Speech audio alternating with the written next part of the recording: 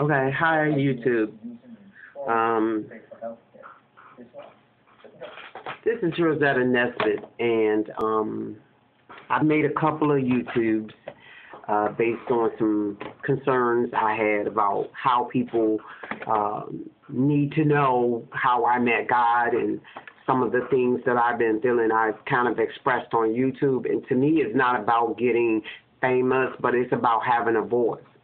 And today I want to take a moment and have a voice concerning Trayvon Martin's situation. I went to the rally today at the Freedom Plaza, and I'm 54 years old, and I had my hoodie on. And in fact, I got my hoodie right here that I wore at the rally. And I guess to talk to y'all, I need to put it on just in support of this, because I am in support of Trayvon Martin and his family. This exercise for me concerning Trayvon is two things. One, I'm concerned about how Americans are becoming stereotyped based on what people's perception is, especially people who do not have any authority whatsoever to arrest. Vigilantes are not allowed in America. Vigilantes are not allowed in America. There was nothing to say that this young man who shot Trayvon had any form of license to carry the weapon or even be in the position to arrest or pursue Trayvon as he did. I just want to say, for my voice to be heard, the other concern I have is that I've been spreading a message because let me just say the message. I've been spreading a message called Spreading Love in 2011, which is spilling over in 2012. We as a people need to learn how to love again. We need to learn how to love one another, how to treat one another, have compassion for one another, feel for one another, and stop being so cold-hearted with each other. Those who are retarded and have no common sense in their brain to connect to people who are doing good to them and harming babies and kids and killing and carrying on in this world, you need God. You need to know that if we love on you, or people who love on people who are not well in their mind, they are not well. It is hard for those who are well, who are trying to love on people, trying to win our world back to some standard of decency and dignity and respect and love, even for our senior citizens. I am sick and tired of how young people disregard and disrespect senior citizens. I am not a senior citizen. I'm 54 years old, but I can stand up against a lot of young people when it comes to a bicycle and walking down a block to exercise. And so I say to you to this day, we need to start treating our seniors even like they deserve respect. If you claim that God is your God, and if you claim that you are in America where the freedom rights are here for us to exercise with our rights to our voice and to our actions, we're not as free as you think. If you have any order in anything, there is a law. And with laws, there is no freedom. When you have a law, you dismiss freedom, because in order to keep something organized and dignified, we have to have organization. Everybody don't agree about the same things. That's where the law comes in and guides us through. Now, if we don't want to follow it, if we don't want to conform to it, we need to move where the law does not matter.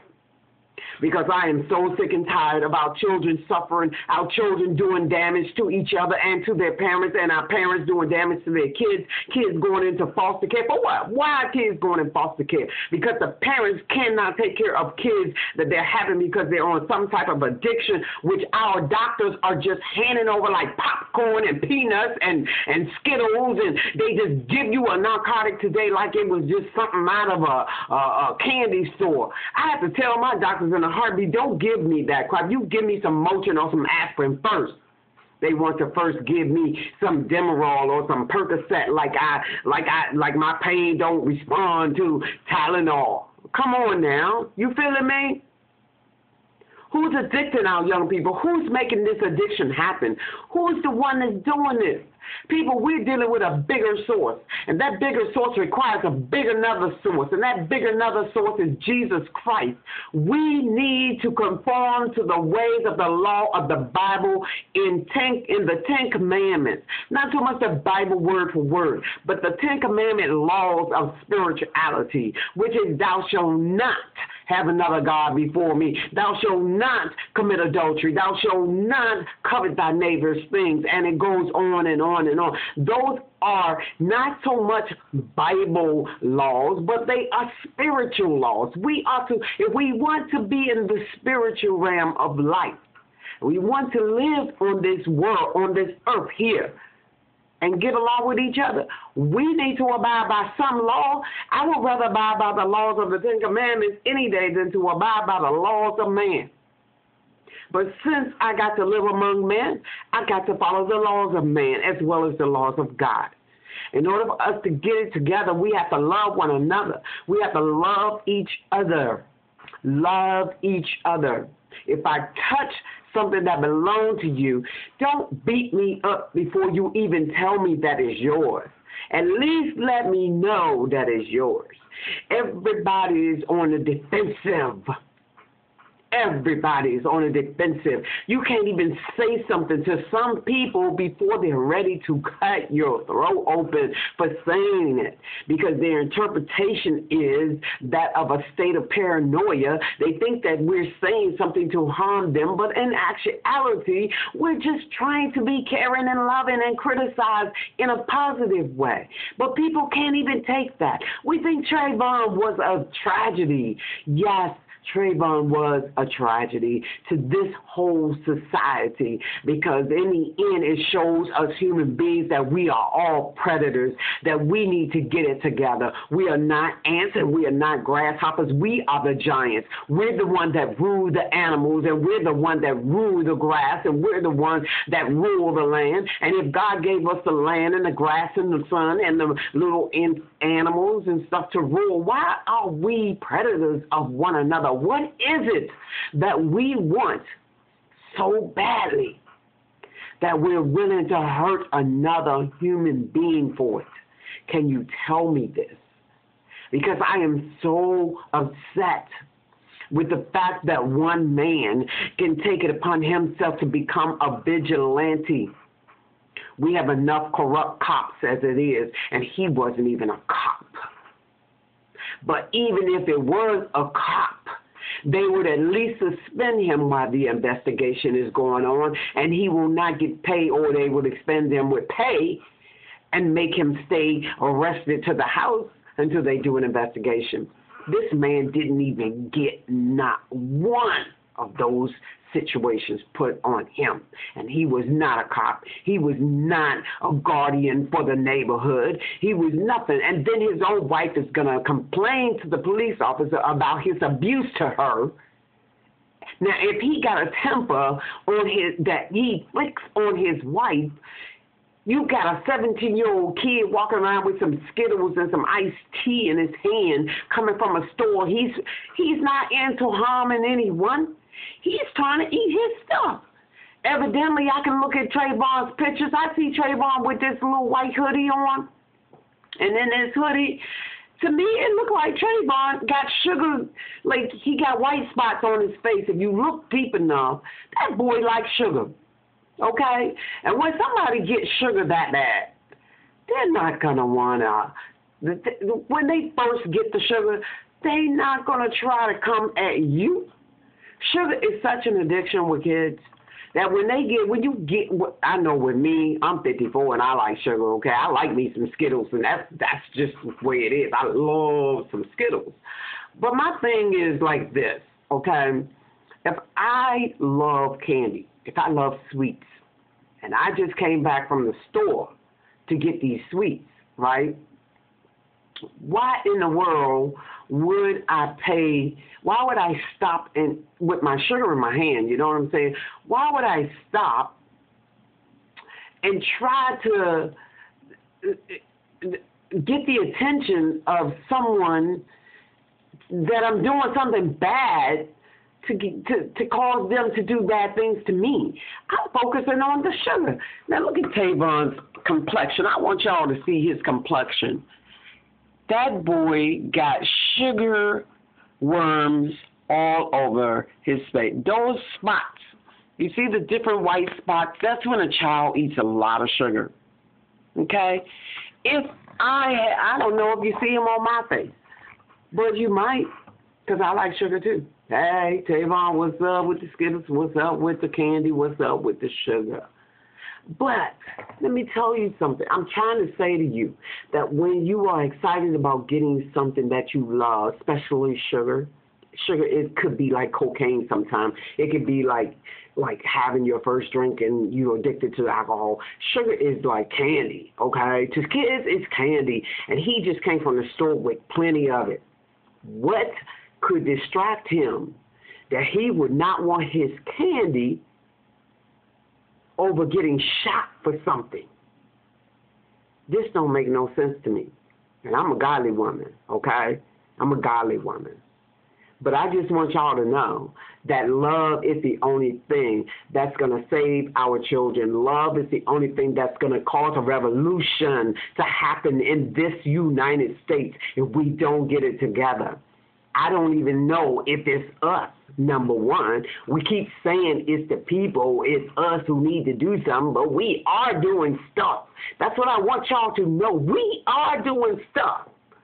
The people are being heard. Their voices are out there, but they're not being heard. They're not being received. We're not the ones that take what we have to offer. Let's say we had a revolution. Okay? If we had a revolution and we wanted this revolution to come in line with what we desire as a people to be one, right? We're rallying. We're doing things for this revolution. We're working together. We're coming together. We're hugging one another. We're loving on one another. But we take this to the streets of the Capitol, or we take it to the Freedom Plaza where we were today, and we take it to the different places where the big top people would hear it. Then they can apply it for us so that we can apply it and make it happen for us. That means taking the liquor stores off of every corner that there is and put the liquor stores in a place where it can be more monitored, okay? Liquor stores to me are like slot machines. You don't just put one on every corner. You put it where somebody can monitor the limited amount that somebody could come in and get. But if you put stuff on every corner, people are going to privilegedly walk in and get it anytime they want to. Okay, so who's initiating this? If we want a beautiful new world, they done tore down half of Southeast, and Southeast used to be the hood, the projects, the place to go. I was raised in Southeast hood. Okay, they tore that joint down and they built up $300,000 townhouses, refurbished some of the roads and tore down big project buildings and pushed all the black people to a certain place in PG and Montgomery County. Okay, what I'm saying to you is not a race issue, but what I'm saying to you is they pushed us out of our homes. They took us from the comfort of what we always knew in the D.C. area, and then they're gonna tell us that we're walking around like what Zimmerman says, stereotyping him, talking about these foods. I'm so sick of these foods being out here like this, like as if he got a right to be sick of something anyway. First of all, who are you to be sick of anything when it comes to somebody else? And how you gonna stereotype what this brother is doing out on the street with his candy and his iced tea? This is ridiculous. Where is the God in this nation? Where is the God in the we trust in? Okay? What is this? It makes me wonder if we should even be voting. Because even if we vote, it appears to me after the Bush syndrome that people are electing whatever they want, even after the people vote. Our vote didn't matter with him. So my point today is now we got a Trayvon who is dead. And we found out about it almost a week after the situation happened. And made us upset as if it happened yesterday. when we just heard it today. And they had that young man sitting in a slab on the morgue for 3 days before this even got out to the public. So my point is, what's going on? Tell the people the truth. What's happening? What's happening in our world? Tell us the truth and stop this crap. We need to know. We need to know. We need to know. Not know, yes, we can. We need to know. We need to know what we are dealing with and what you expect from us so we can give it to you. If we don't know what you are expecting, how can we give it? Everybody's floating. Everybody's floating through this United States. Everybody's just kind of floating, following directions, going through the path, just taking the path of what is set in front of us. We're limited, but then yet they say we have freedoms of expression, but we're restricted as to how much money we can make, what kind of jobs we can get, whether or not we can afford to go to school or not, the education as far as high school, whatever. I want to know what's going on. I know the people want to know what's going on. We need to know what's going on. And in this United States, I've never seen this in my entire life, how adopted foster parents adopting kids and having these and killing these kids through the adoption system. The system, there's a problem in the system. There's a crack in the system. And it fell over on Trayvon today. Not today, particularly on the day he died, but in us, we are Trayvon. So the crack is falling on us, and it is heavy, and I am sick of it. And I think that we need to open the crack up and expose the light, or we need to seal it permanently, that it does not have an effect on our lives. This is Rose, and I am trying to express my voice so you can hear what I feel about Trayvon's death. Somebody need to do something, and we are sick of it. We need to know. Yes, we need to know. Yes, we need to know. Yes, we need to know. Yes, we need to know. And that's why I say we need